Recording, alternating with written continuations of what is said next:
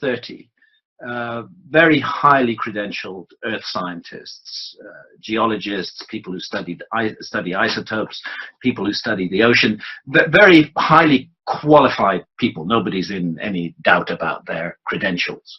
And they have been publishing in the heat of the peer-reviewed press for almost a decade now, since 2007. Every year presenting more and more new evidence that can only be interpreted one way, that there was a gigantic series of cosmic impacts very recently, 12,800 years ago, on a scale similar to the impact that destroyed the dinosaurs. It was slightly different in the way that it fell through, but the scale is roughly similar. We're looking at an extinction level event, and this is documented by clear chemical and mineral traces in the soil. There's really a huge amount of evidence in support of this. Now, do all scientists accept that evidence? No, they don't. There's a serious dispute about it. Every single paper that's been published by the team, for example, in the Journal of Geology or the Proceedings of the National Academy of Sciences, has been attacked, and attempts have been made to refute it. And on every single occasion, the team have refuted those refutations, and so the dialogue goes on. Right now, it's very clear. I don't think anybody is arguing that something really bad happened to the Earth between 12,800 years ago and 11,600 years ago. And what I've tried to show in Magicians of the Gods, and I've considered the criticisms too, is that the overwhelming weight of the evidence supports the view that we are dealing with a giant comet, perhaps 100 kilometers in diameter originally, that broke up into multiple fragments. Some of those fragments hit the Earth 12,800 years ago. There were further impacts 11,600 years ago. It looks like there were related impacts coming out of that same debris stream in the Bronze Age. The most recent impact was the Tunguska event in 1908, because that debris stream is something we know about. It's called the Taurid meteor stream. It is the fragmented debris of a former single huge object. And there are many large objects still in the Taurid meteor stream, such as Comet Enki, which is a fragment of the original comet, Olgiato, Rudniki, other objects in the range of 1 to 5 kilometers in diameter, any one of which would have catastrophic effects if it were to collide with the Earth today. And calculations show many more objects in that meteor stream. And the problem is the Earth crosses that stream twice a year. So in a strange kind of way, we are engaged with and connected to the problems that our ancestors faced 12,500 years ago. We have not escaped from that. The business of that comet with us is not yet done. You know, all of this requires, I think, a new approach to the past, because if we can really understand what happened 12,800 years ago, right in the foundations of history, two things are definitely going to happen. One is that we are, as I said at the beginning, going to have to think again about everything we've been taught about the origins of civilization, because the models in schools and universities for the origins of civilization do not take account of an extinction level cataclysm right in the foundations of history. And secondly, we're going to have much better information about the predicament of our planet today and what risks we face from the Taurid meteor stream, and indeed from other potential impactors out there in the cosmos. I don't want to spread gloom and doom. I don't want to tell a scare story. I just think it's important that we don't stick our heads in the sand. We are looking at a danger which need not be the end of anything. We are perfectly capable of solving this problem. It's long overdue, as a matter of fact, that some of our technology and some of our colossal treasure should be spent on sweeping the cosmic environment of the Earth clean and making it safe for future generations. It's foolish and irresponsible not to do that. And if we understand clearly what happened 12,800 years ago, I think it will provide us with the incentive to do that, and I hope it will do so in time. Indeed, the ancient Egyptians did put their best minds to work for 3,000 years on the mystery of what happens to us when we die. And in that project, they had aid from a number of plant allies. We know that Nymphaea cerulea, the blue water lily, is a mild visionary plant. Interestingly, and it's my friend Dennis McKenna, who is an ethnopharmacologist, who's made this identification, which is that the ancient Egyptian tree of life, which you see in huge numbers of reliefs around ancient Egypt, and often you'll see the god Thoth, the god of wisdom, writing the name of an individual upon the tree of life. That means that individual has graduated from earthly life into the life of millions of years. Well, it turns out that the tree of life is Acacia nilotica, according to Dennis's estimation, and that Acacia nilotica is rich in dimethyltryptamine, in DMT, the most powerful hallucinogen known to man. And the fact that it's the tree of life in ancient Egypt is really intriguing, and we should absolutely consider the possibility that we do know what the ancient Egyptians were smoking. My experiences with ayahuasca have made me understand that everything we do in this life matters. Everything counts. Everything will be weighed up and considered. We are being given a precious opportunity to be born in a human body. It is a very rare opportunity in the universe as a whole. To be a human being, to have the fine powers of discernment between good and bad, light and darkness that human beings do have, to have the capacity for love and, sadly, the capacity for hate. All of these things are part of the miracle of being born in a human body. It's up to us to live up to that miracle, to fulfill it. Do we want to spend our lives just pursuing material goals and objectives? If we do, we will not be nurturing that non-physical part of ourselves at all. And it seems to me that the ancient Egyptians were very focused upon this. And that's why actually you don't find remains of people's houses and personal possessions very much in ancient Egypt. I don't think they cared about that. Towards the end of Egyptian civilization, Herodotus visited that country and described them as the happiest people on earth.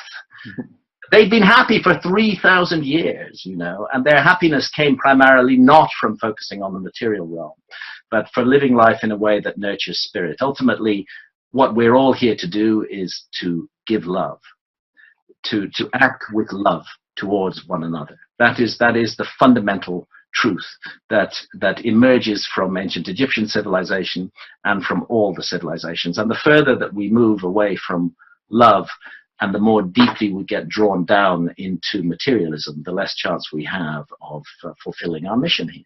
Tepe is a very mysterious archaeological site in southeastern Turkey, which has completely revolutionized our understanding of history.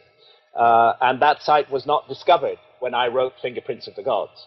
It's one of the reasons that I'm writing a sequel. To be clear, this new book, Magicians of the Gods, is not an update of Fingerprints of the Gods. It's not an update at all. It's a completely new book from front to back, filled with new evidence and new travels to places I didn't talk about before, as well as to some places that I did talk about before, but with a new perspective. And one of the key new sites is Göbekli Tepe in Turkey.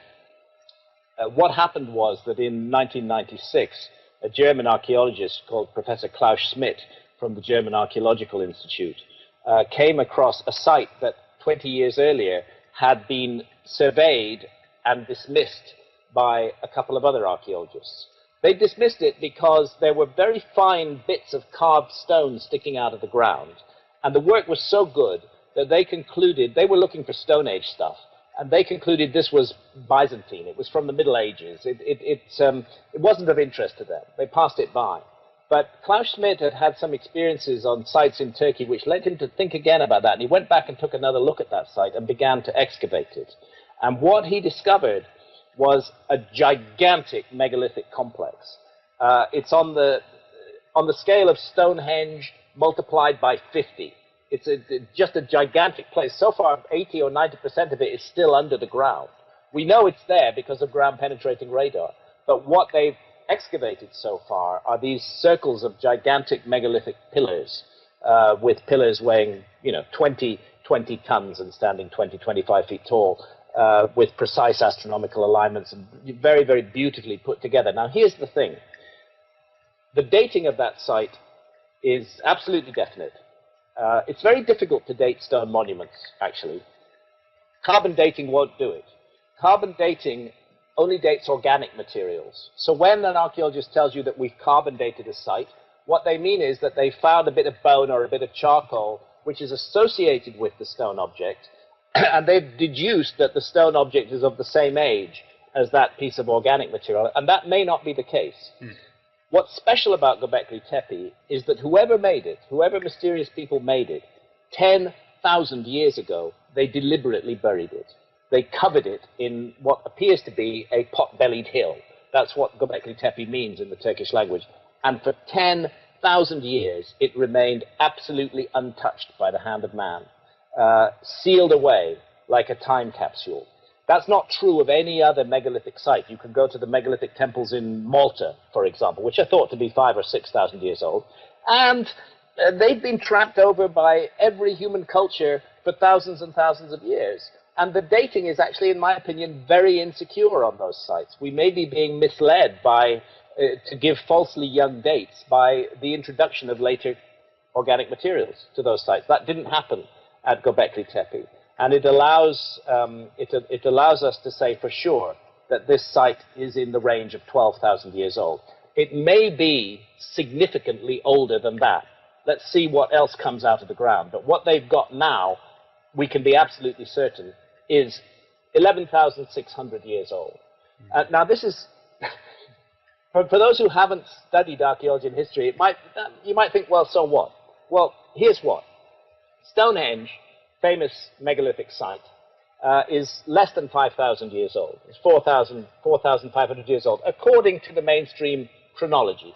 All of the megalithic monuments, famous ones of Europe, whether in Malta or Menorca or in Brittany in France, for example, or in Spain or in Portugal, they're thought to date to that horizon, 5,000 to 5,500 years old. Nobody is supposed to have been creating gigantic megalithic sites 6,000 or 7,000 years earlier than that. Why? Because our ancestors, 11,600, 12,000 years ago, were what they call Upper Paleolithic hunter-gatherers, Old Stone Age hunter-gatherers. They are not supposed to have had the organization or the social structure that is needed to create a large-scale architectural project. It just doesn't fit in to the pattern of history. Secondly, evidence is now compelling that at the same time that Göbekli Tepe was being made, whoever made it, they also, quote-unquote, invented agriculture. Suddenly, agriculture appears in southeastern Turkey, at the same time that monumental architecture suddenly appears. And to me, the interesting issue is, what is really going on here? Did a bunch of hunter-gatherers wake up one morning and think, we're just going to create this humongous megalithic site with really, really challenging engineering problems, which we've never encountered before, but we're going to do it brilliantly. And by the way, at the same moment, we're going to invent agriculture. Is that realistic, or are we looking at a transfer of technology? Are we looking at the survivors of a lost civilization who, after a great global cataclysm, settled in Göbekli Tepe and used it as a center of innovation to introduce the notion of settled civilization to the tribes that lived in that area at that time? See, even today, we have a global situation where we have advanced technological cultures coexisting with hunter-gatherer cultures. There are people in the Amazon who don't even know, America exists. They've had no contact with technological society at all. And I believe it was the case 10, 20,000 years ago as well, that there was an advanced civilization on this planet, and that there were hunter-gatherers. And the advanced civilization was destroyed. Now, the second thing that is of great importance in the new book, Göbekli Tepe is one of the reasons. There are many other sites now being discovered that don't fit the paradigm. There's an incredible pyramid site in Indonesia called Gunung Padang, which also features prominently in my book. But more important than that, in a way, is that I have now what I didn't have in 1995, and that's a smoking gun. That is the incredible work that's been done in the last 7, 8 years by a large group of scientists. There are more than 28 of them who co-author the papers in journals like the Proceedings of the National Academy of Sciences, or the Journal of Geology, or the monthly notices of the Royal Astronomical Society. And what they've been demonstrating, not without opposition, they have faced opposition from other scientists, but what they've been demonstrating is that our planet was hit by a comet 12,800 years ago. It's taken so long for the evidence for this to come out because there doesn't appear to be an obvious immediate crater. The reason there isn't a crater is the comet broke up into fragments. Some of the fragments were very large, about a mile in diameter, and those large fragments impacted what was then the North American ice cap. North America, roughly from Minneapolis northwards, was covered in ice 2 miles deep. This was the Ice Age, and the impacts were on ice. So the craters were transient. They were formed in 2-mile deep ice. They instantly liquidized that ice. They caused cataclysmic flooding across what are called the channeled scablands of the Columbia Plateau. You can particularly see them in Washington state. And they caused just unbelievable volumes of icy water to be released into the world ocean, disrupting the Gulf Stream when it flew into the Atlantic and the Antarctic Oceans, disrupting the Gulf Stream and changing global climate. Now, geologists have known that something weird happened then. 12,800 years ago is the beginning of a period that geologists call the Younger Dryas. The world appeared to be coming out of the Ice Age, had been for a few thousand years, and then suddenly it goes back into conditions of extreme cold. It now appears that that was because of the comet impacts on the North American ice cap, and that extreme cold resulted from the disruption of ocean circulation. 1,200 years later, 11,600 years ago, the exact date that Göbekli Tepe appears to have been founded, something else happens. The world suddenly reverses its climate again. The Younger Dryas ends. Global climate shoots up by the order of 10 to 15 degrees in a single lifetime. It's extraordinary what happens. Again, the comet explains this. The broad argument is that we're looking at what is called a giant comet, which had originally a diameter of about 150 miles. This giant comet broke into fragments. 12,800 years ago, about 8 of those fragments hit the Earth, and many big fragments and many smaller bits. It was an extinction-level event. This is when the megafauna, the mammoths, the woolly rhinos, the giant beavers, and so on and so forth in North America went extinct. 1,200 years later, the Earth encountered the debris stream of the comet again. This time, the impacts were in ocean.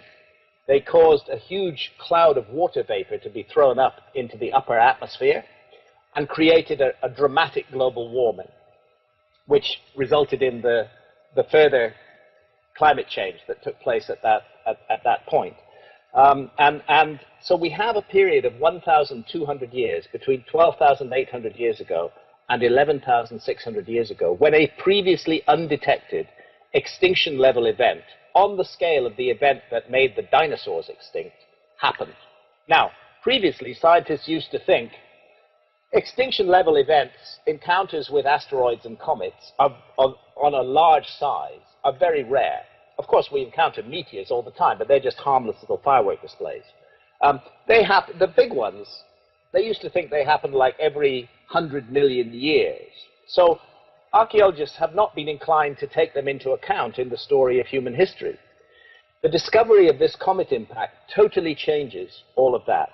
What we're now having to get to grips with is that just yesterday, in historical terms, right at the beginning of the time when the story of civilization that's told to us by historians and archaeologists seems to begin, right then, just before that, there was this incredible punctuation mark, a global cataclysm on an almost unimaginable scale.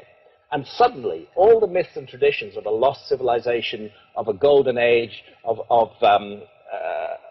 global floods and cataclysmic earthquakes, they all make complete sense. And, so the point I'm making is that history, for the last 11,600 years, history and archaeology may have built a pretty good house, but that house has foundations of sand because they are not taking account of what happened immediately before that. They're not taking account of this extinction level event. So I've written this new book to bring all this evidence, both the archaeological evidence, the mythical evidence, and the evidence concerning the comet, to bring it all together in one place and put it before the general public. And that book's going to be published on the 10th of November 2015 in the United States, a bit earlier in Britain on the 10th of September in Britain, and in Canada on the 3rd of November. But it's all happening in the next few months, and I'm just absolutely nailed to my desk doing the final work on the proofs and the diagrams and the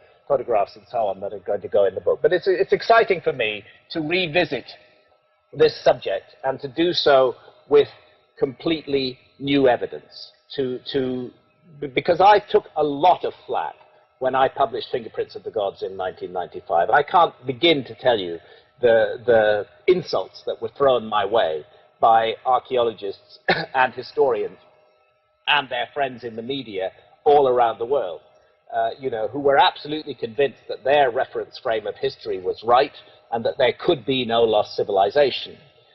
What's happened in the last 20 years is just a mass of new evidence that's come out, and that evidence needs to be put before the public in a coherent way, and that's why I've written Magicians of the Gods. There have been a series of developments in the research into this area which literally do change everything. So to address your first point, you're right.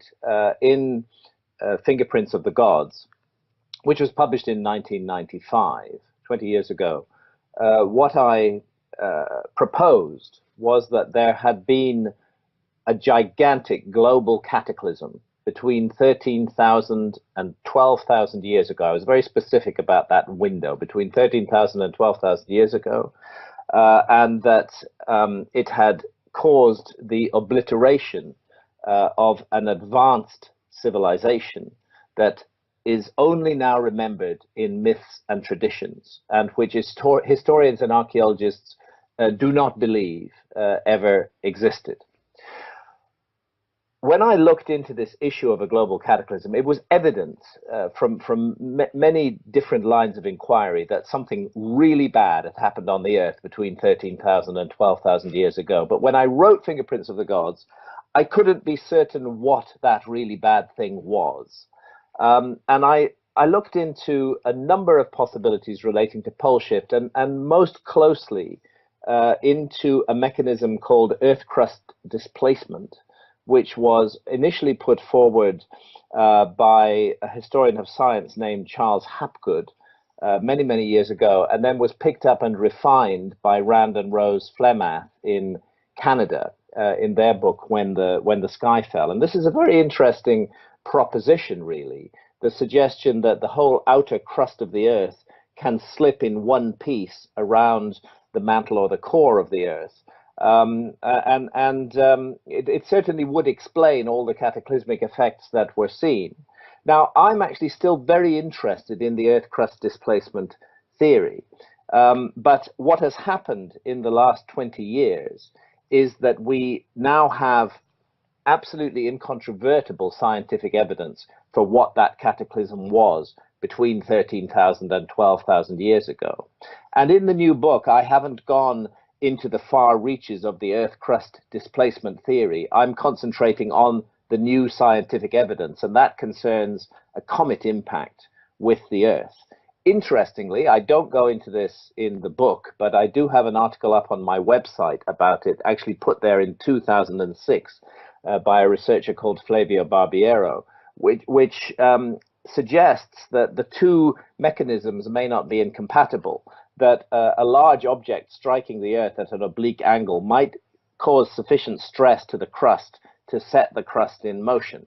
But what I've done in the new book is to concentrate entirely on the areas that are now very much universally accepted by science, rather than repeat again more controversial arguments that I explored in Fingerprints of the Gods. I'm trying to get my central point across, which is that we lost something from the human story between 13,000 and 12,000 years ago. And it's just intriguing to me, since I proposed a global cataclysm between 13,000 and 12,000 years ago in 1995, that since 2007, a major group of scientists, more than 30 of them, working all around the world at prestigious scientific institutions, have been presenting piece by piece the evidence for precisely such a global cataclysm. And to cut a long story short, what they've proved, their ride has not been an easy one. They've been peer-reviewed, they've been subject to criticisms and questioning by their scientific colleagues, but every time this has happened, they have simply strengthened their case by refuting the criticism with new evidence and adding further evidence. The latest paper was just published in the Proceedings of the National Academy of Sciences in July 2015. Cut a long story short, what they're saying is that a giant comet with a diameter of about 200 kilometers was drawn into the inner solar system, or thrown into the inner solar system, about 20,000 years ago. And that very large comet then went into an orbit around the sun that crossed the orbit of the Earth twice a year.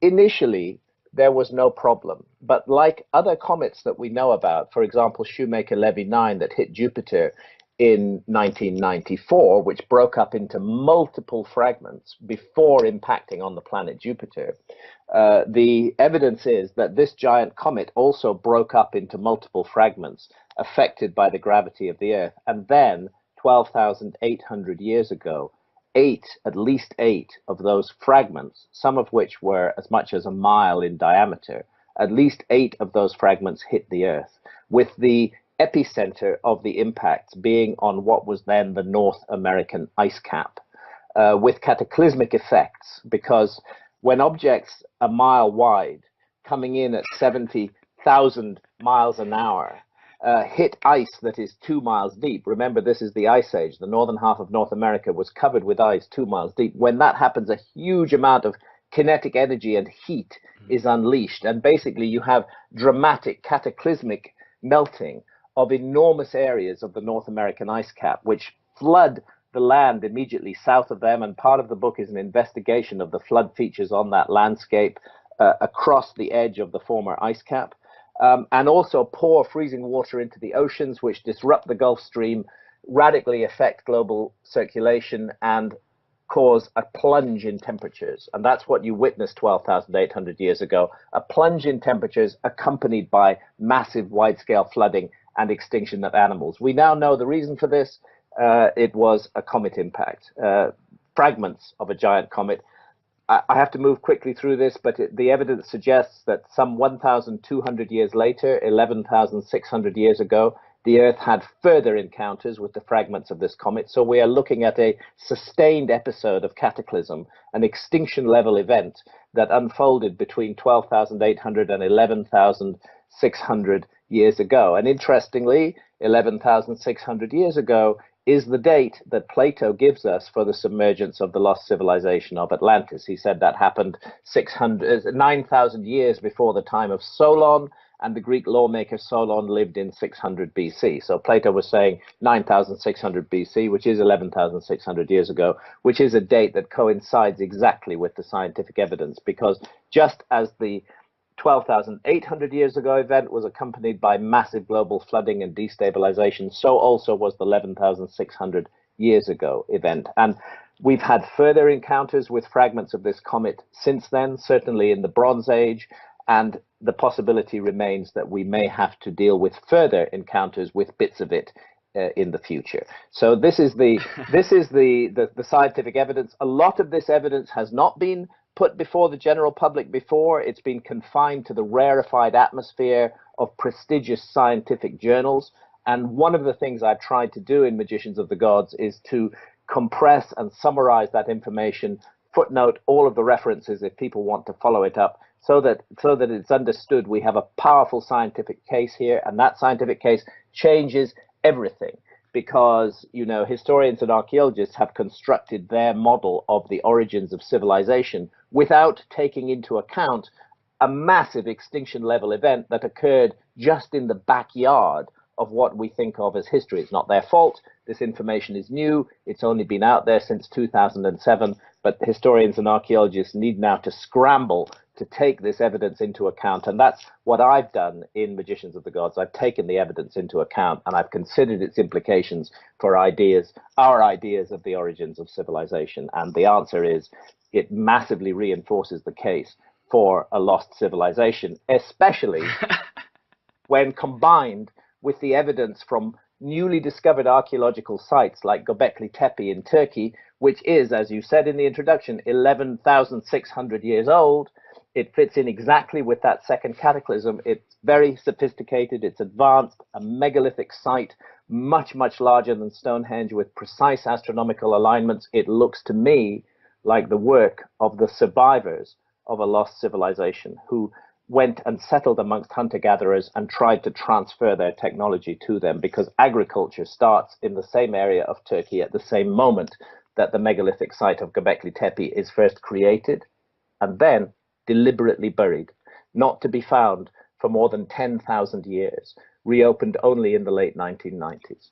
I don't see in the early part, once we know that our anatomically modern humans are present in Europe roughly 50 to 40,000 years ago, I don't see in the early days much evidence at all for negative, aggressive, violent, acquisitive behavior in the archaeological record. Of course, the archaeological record is very thin, but what there is doesn't strongly suggest that our early ancestors of the Upper Paleolithic were particularly much in the business of territorial acquisition and violence in the way that we have become.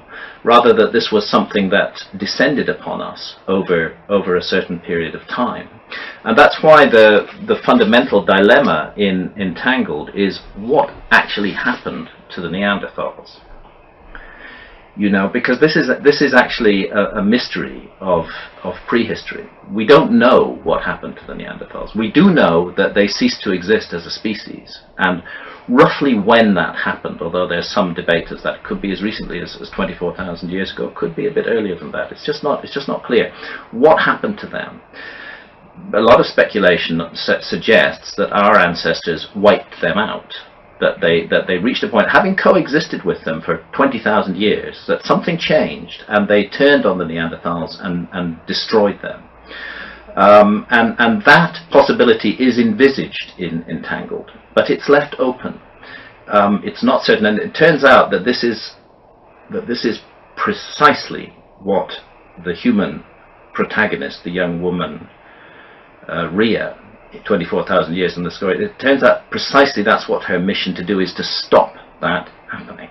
Mm-hmm. That some kind of karmic burden or debt is laid upon humanity if we do wipe out the Neanderthals. We must not do that. And right now, it's unobserved, it's unclear what happened. And one of the, I suppose, the radical ideas in Entangled is that which has not been observed in the past may be changed.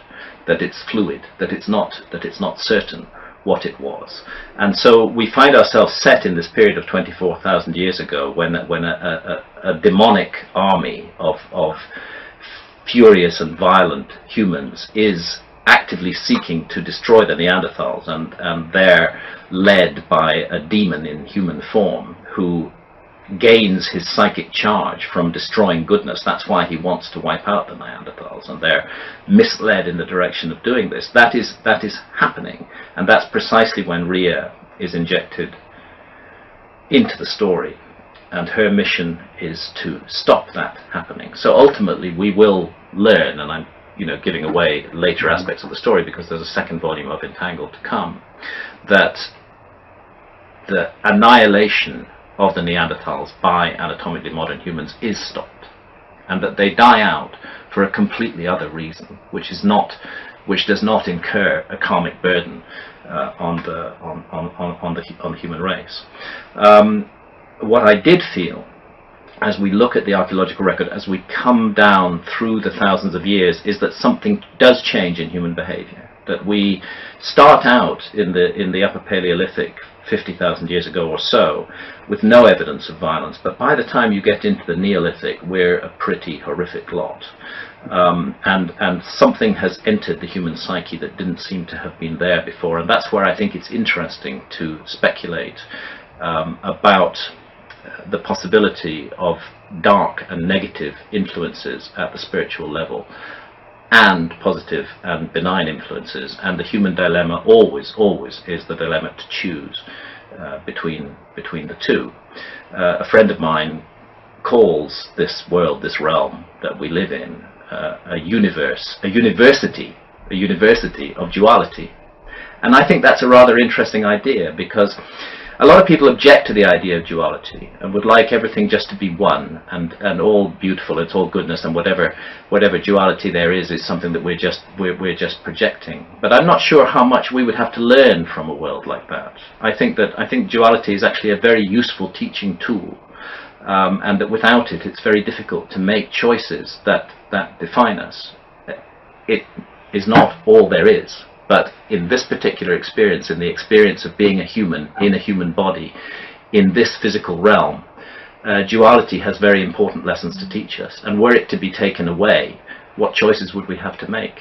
And if we didn't make choices, how could we grow? How could we learn? How could we develop? Are there not potential dangers, though, with such a viewpoint of duality, in the sense of the individual becomes the arbiter of what is good and what is bad?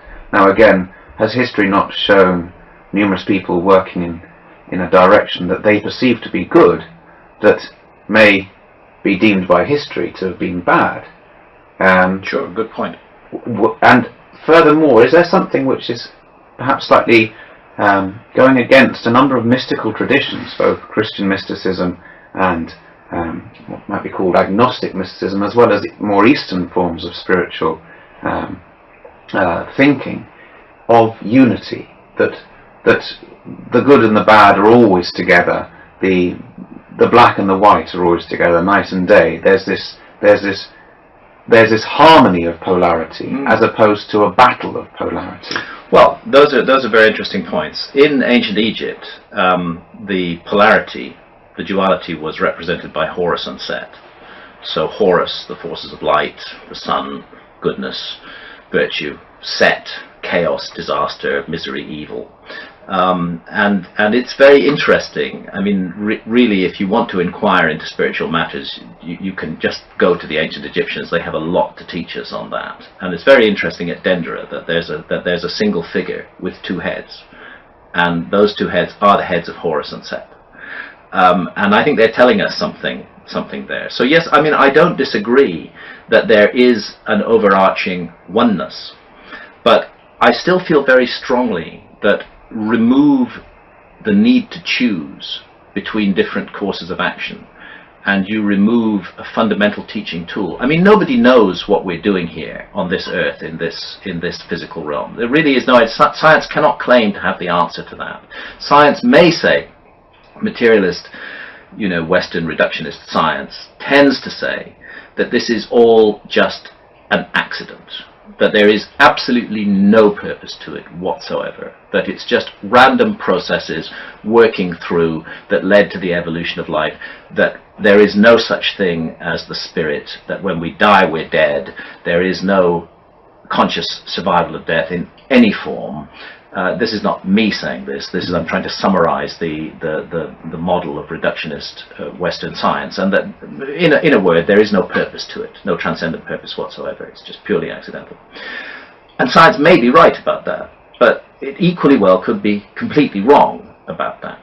And another possibility has to be considered, that there is such a thing as, quote unquote, the soul, that consciousness may be a fundamental force of the universe rather than an epiphenomenon of brain processes, that consciousness may be engaged in a gigantic universal project of growth and development, and that what we have here on this earth, in a physical incarnation, in a world with physical and material consequences, is an opportunity to learn.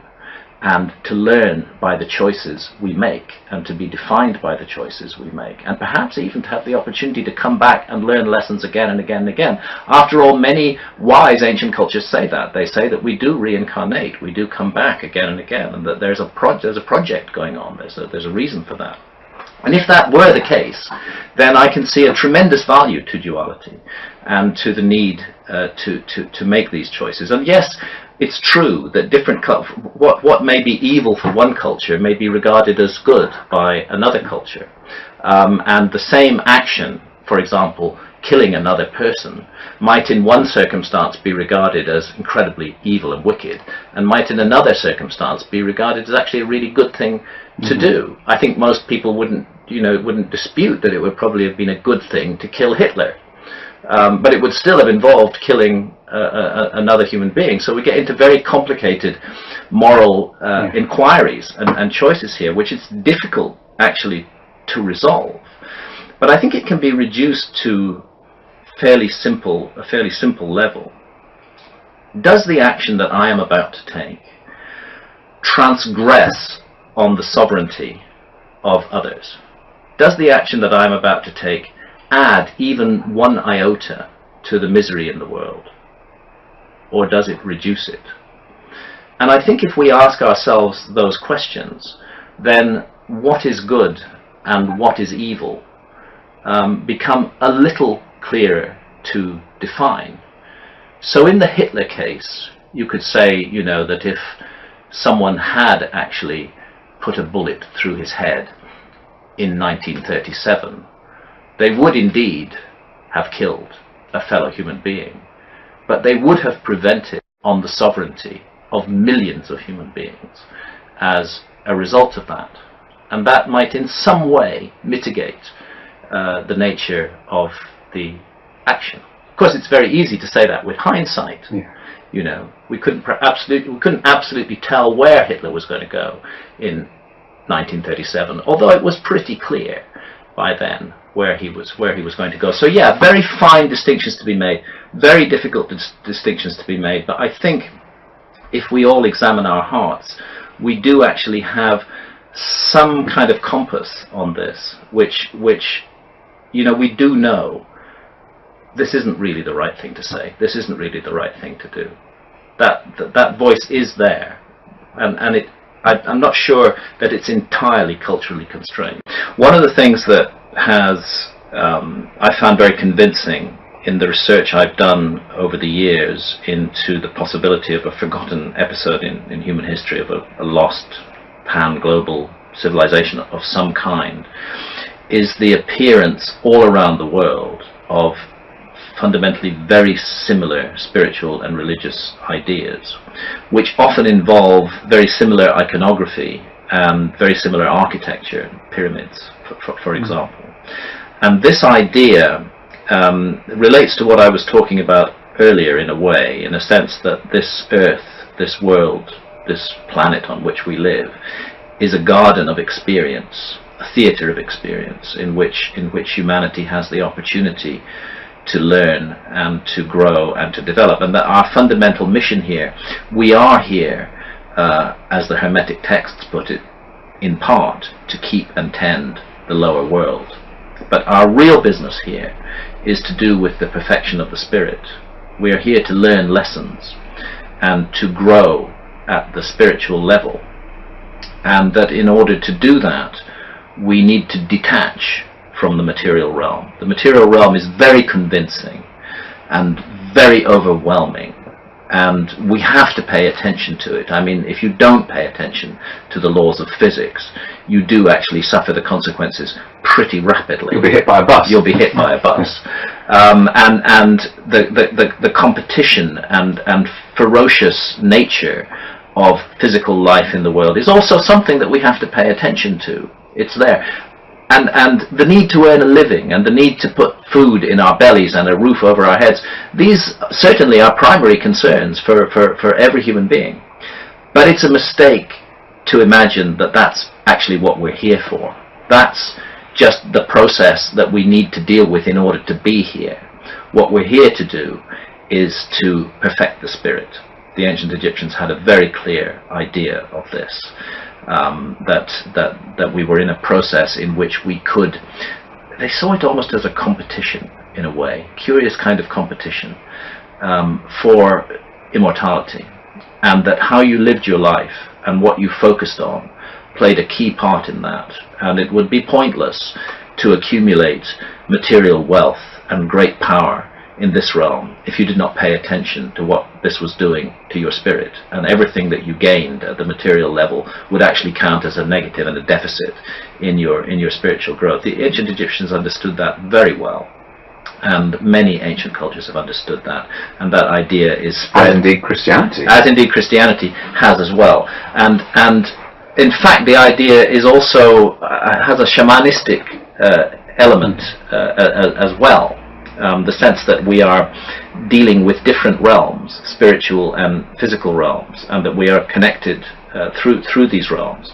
And it's interesting because Christianity does have this idea, and I think Christianity, if you scratch it deep enough, you end up with shamanistic experiences, and you end up with direct connection with the divine. And the early Christians, to my mind, undoubtedly were the Gnostics, and we can talk about that. Mm-hmm. But then what happens is that the bureaucrats and the money men come in, the power mongers come in, and they hijack this apparatus, and suddenly Christianity stops being about the growth of the spirit and starts being about doing what you're told by the priestly elite, who impose themselves as the only intermediaries between us and the divine. So then again, that brings me back to this notion that there may be forces at work in the universe which are actively seeking to divert humanity.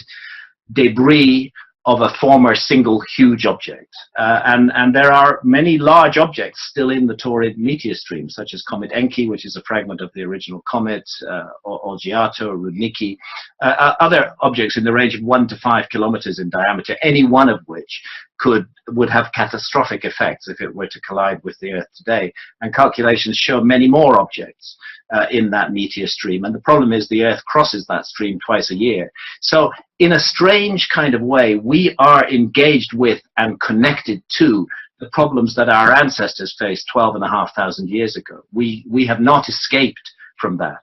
The business of that comet with us is not yet done. You know, all of this requires, I think, a new approach to the past, because if we can really understand what happened 12,800 years ago, right in the foundations of history, two things are definitely going to happen. One is that we are, as I said at the beginning, going to have to think again about everything we've been taught about the origins of civilization, because the models in schools and universities that's been published by the team, for example, in the Journal of Geology or the Proceedings of the National Academy of Sciences, has been attacked, and attempts have been made to refute it. And on every single occasion, the team have refuted those refutations. And so the dialogue goes on. Right now, it's very clear, I don't think anybody is arguing, that something really bad happened to the Earth between 12,800 years ago and 11,600 years ago. And what I've tried to show in Magicians of the Gods, and I've considered the criticisms too, is that the overwhelming weight of the evidence supports the view that we are dealing with a giant comet, perhaps 100 kilometers in diameter originally, that broke up into multiple fragments. Some of those fragments hit the Earth 12,800 years ago. There were further impacts 11,600 years ago. It looks like there were related impacts coming out of that same debris stream in the Bronze Age. The most recent impact was the Tunguska event in 1908, because that debris stream is something we know about. It's called the Taurid meteor stream. It is the fragment 30. Very highly credentialed earth scientists, geologists, people who study isotopes, people who study the ocean, very highly qualified people. Nobody's in any doubt about their credentials. And they have been publishing in the heat of the peer-reviewed press for almost a decade now, since 2007.